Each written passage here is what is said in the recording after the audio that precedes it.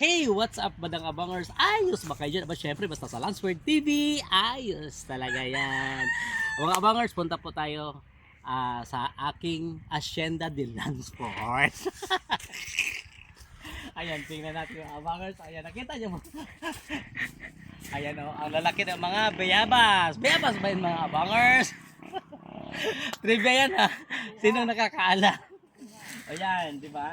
Saan ka nakakakita ng napakalaking mga bayhabas? Dito lang po sa Hacienda de Lansport. Ayan, farm yan ni Lansport mga bangers ha. Tandaan niyo yan, ito yung bayhabas ng Lansport farm. Ayan, okay, so ito yung mga bangers ha, marami pa tayong pwedeng puntahan. Of course, ay, dito kayan mo.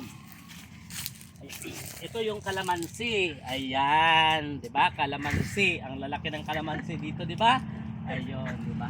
Ang saya-saya nito mga bangers, sa pakarami tayong makukuhang mga fruits. Kung gusto nyo, meron din pong mga suha at meron din pong mga sili. Ayan. Ay, may puno pa pala na nadaanan natin mga bangers. Ang puno ng ano, kalimutan natin yan yun. I-feature yung mga puno ng Kalamansi. Ayan o, kalamansi. yung kalamansi, ayan o.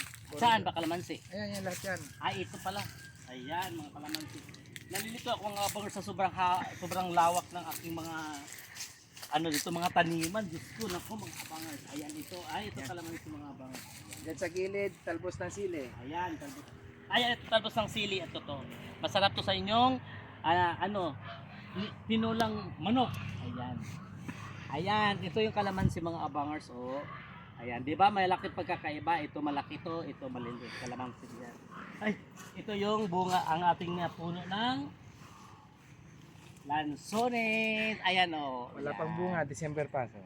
December mga bangers ha, magba-vlog tayo ulit kasi marami ng bunga to dito. Ayan. Ano pa ba? Saan pa ba yung mga ano natin dito? Ganito ginagawa namin para ano, mag-markot. Yung may plastic na ganon, markot. Magma-markot tayo. Ay, ito pala mga bangers, ipakita ko pala kung paano mag-markot ng isang mga tanim. Okay? Dito mga bangers, so tingnan natin. Para pag nagtanim, mag ano na lang agad. Ayan. Pwede nang mamulaklak, bumunga agad. Ah, Katulad, ito yung hindi katulad ano, ng mga seedlings. Ganun. ito yung pagmamarkot mga bangers, nilalagyan, binabalot siya ng plastic. Tapos, pero ito may lupa ito sa loob. I don't know, I'm sure. Binalatan. Binalatan yan. Okay, babalutin. Marketing ang tawag dito mga bangers. Ayan, okay. So, ito yung napakalawak ng ating taniman, farmer. Mga ano natin. Sobrang farm. na, dapat tinanim na ito. Itapanin mo. Oh, Mga bangers, sa lahat pala hindi nakakaalam kung paano yung estratehiya ng pag-market. If in case pala pag ganito na matagal na, parang nagkakaroon na siya ng pag may ugat na, pwede ugat nang sa itanim. ilalim, pwede na siyang putulin, then pwede na rin po siyang itanim. O tulad dito, pwede na to siya kasi namatay na. Para tutubo na siya, magkakaroon na siya ng sarili niyang puno. Ayan. Okay. Ay. Ito, balatong ito. Ito mga balatong mga abangers, ayun, balatong. Munggo. Munggo. Namatay na yung munggo. Oo, wala na. Namatay yung Ayun na. Okay. So, naku, nakakaitim to mga pars. Ang ano dito pala, ang init. As you can see, maraming sako rito. Ay, maraming sako dito mga abangers na nakikita kasi yan ay yung mga pataba. Mga pataba yan. Ay, ito pa. Ayan, may pumelo doon. Ito. Ay. May suha. Ito yung suha. Suha ba ito? Biyabas? Suha. Suha.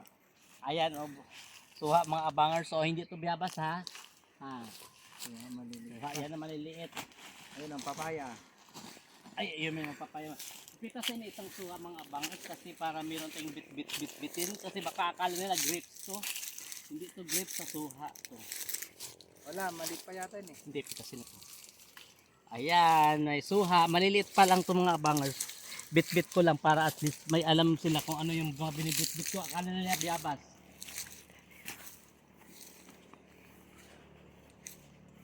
Gusto ko mamaya itinit-tinit. Ayan mga bangers. Ayan. Ito naman ang susunod na ipipictures natin mga bangers. Ayan o.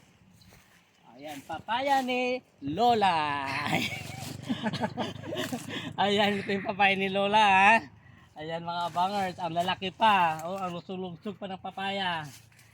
Okay, yung papaya. Ito yung papaya na binibenta sa mga market, mga abangers na malalaki at lalo sa mga grocery, sa mga supermarket. Ayan, dito yung bumibili sa akin mga abangers. Hindi nyo ba alam yon? Ito yan.